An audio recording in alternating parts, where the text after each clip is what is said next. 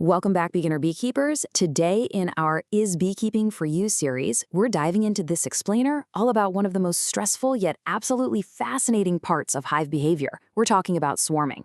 Now, we're going to build a rock-solid diagnostic approach together so you can figure out exactly what your bees are up to, completely panic-free. Let's get into it. You know, a booming spring colony can look like your absolute greatest success as a beekeeper. Your hive is literally overflowing with life, right? But here's the catch. Secretly, they might be getting ready to pack up half their workforce and just fly away, leaving you with barely a fraction of your bees. So the trick here isn't just looking for one dramatic clue, it's really about learning to read the entire colony as a whole. To make sure we avoid any rash decisions based on just one single clue, we're going to follow this investigative roadmap together. We'll cover 1. Swarming versus absconding. 2. Queen cell language. 3. Your evidence stack. 4. Diagnosing the colony. 5. Management options. And finally, number 6, after the swarm leaves. All right, part 1. The incident. Swarming versus absconding. Let's start right off by defining exactly what type of event we're actually looking at inside your hive. So terminology really matters here.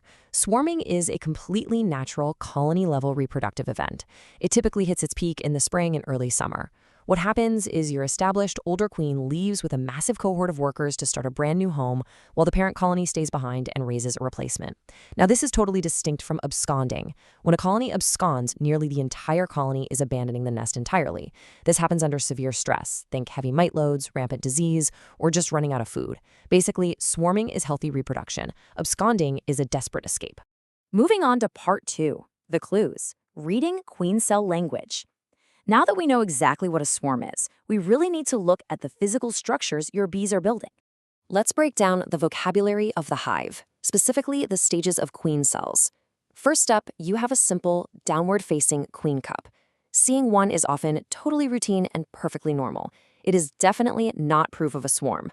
But if you see a charged cell, meaning it contains an egg or a larva literally swimming in royal jelly, well, now queen rearing is actively happening.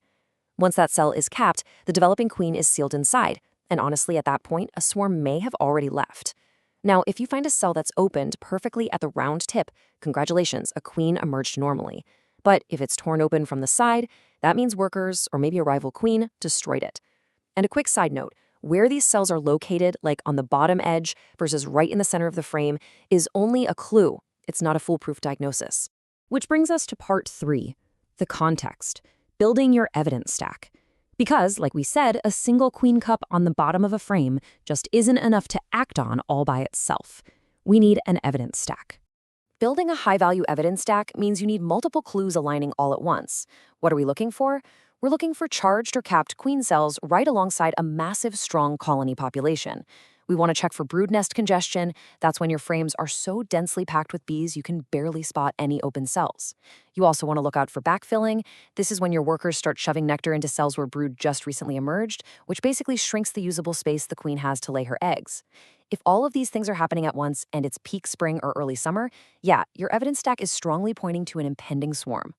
But here is a super crucial point for beginners. You have to recognize what is not in that evidence stack.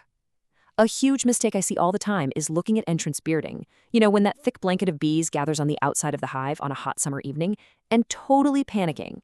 Let me assure you, bearding is just the bees hanging out, cooling off, and regulating the heat and humidity inside the box. It is not, I repeat, not a reliable swarm diagnosis on its own. You always have to check the interior evidence before jumping to conclusions. Okay, part 4, the interrogation, diagnosing the colony. Once you've got your evidence stack built, it is time to interrogate those clues and figure out what your colony actually intends to do. You basically have to distinguish between 3 very different queen events here. First, swarm preparation. This usually features a huge populous colony right in peak season with multiple, actively provisioned queen cells. Second is supersedure. This is when the colony decides to replace a failing or aging queen. In this case, they actually tend to keep the old queen around temporarily, and you'll typically see far fewer queen cells. And lastly, there's the emergency response. This happens when the queen is suddenly lost. In a panic, the bees will desperately build emergency cells right smack in the middle of the comb, modifying regular cells around whatever suitable young worker larva they can get their hands on. And remember, timing is absolutely critical to your diagnosis. A colony is often behaviorally committed to swarming way before you even spot capped cells. In fact, the primary swarm usually takes off right around the time those first queen cells get capped. But hey, weather dictates everything, right? If you open a hive and see capped cells but absolutely zero fresh eggs, the old queen might actually already be gone. That said, it takes time for a new virgin queen to emerge, mature, and finally mate. So please never declare a hive hopelessly queenless too quickly. Patience is absolutely key here. Let's move right along to part 5, the action plan, management options. Let's look at how all this builds into a solid strategy for handling a swarm-ready colony. Okay, you'll hear this advice all the time. Just give them more space. But the timing and the type of space you give them matter immensely. Adding drawn comb early is a brilliant proactive measure. It gives the queen immediate usable space and seriously reduces congestion before the colony commits to swarming. But reactive space? Totally different story. Simply slapping a honey super full of bare foundation on top of a brood nest that already has charged queen cells is a really unreliable control plan.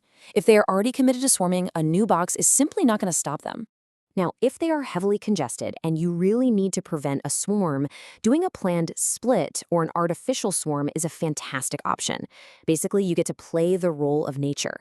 You step in, locate the established queen, and you move her along with some resources into a brand new hive box. You're simulating a newly founded colony for her. Meanwhile, you leave the original parent unit with plenty of brood and a very intentional plan to raise a new queen. Just make sure both the old and new units have enough adult bees, food stores, and proper ventilation to make it through the process. But please, whatever you do, avoid taking bad shortcuts. For instance, blindly cutting out all the queen cells without actually confirming that the old queen is still in the hive is incredibly dangerous. Think about it. If she's already left and you destroy their only way to make a new queen, you've literally just doomed the hive. Queen clipping is another bad one. Snipping her wings doesn't magically stop the swarm impulse. Usually it just ends up with the poor queen falling in the grass and dying while the swarm temporarily goes back home. Also, relying on a swarm trap nearby is not prevention. And definitely do not split a weak colony because that's just a recipe for 2 dead colonies. All right, our final section, part 6, after the swarm leaves. So what exactly should you do if your evidence stack is telling you the swarm is already long gone? First of all, just take a deep breath. It happens to the absolute best of us. The most important rule here, do not go in and destroy every single queen cell you see. You have to pick a plan that preserves a viable replacement queen for this parent colony. Remember, half their workforce just flew away, so the hive is super vulnerable right now. You'll want to reduce the entrance to protect them from robber bees, double-check that they have enough food, keep a close eye on your varroa mite levels, and just wait patiently for good mating weather. That new virgin queen is going to need calm, sunny days for her mating flights before she can finally start laying eggs. Now, if you get lucky and actually see that departed swarm clustered somewhere nearby, and you decide to try and safely catch it, please keep your feet on the ground, avoid ladders, stay away from power lines, and dodge busy traffic. Seriously, no free box of bees is worth a trip to the emergency room. And one more thing, if you do catch a swarm, especially if it's not originally yours, you need to treat those bees like unknown livestock. They could be carrying heavy mite loads or even disease, so isolate them, check their health, and never ever feed them honey of unknown origin.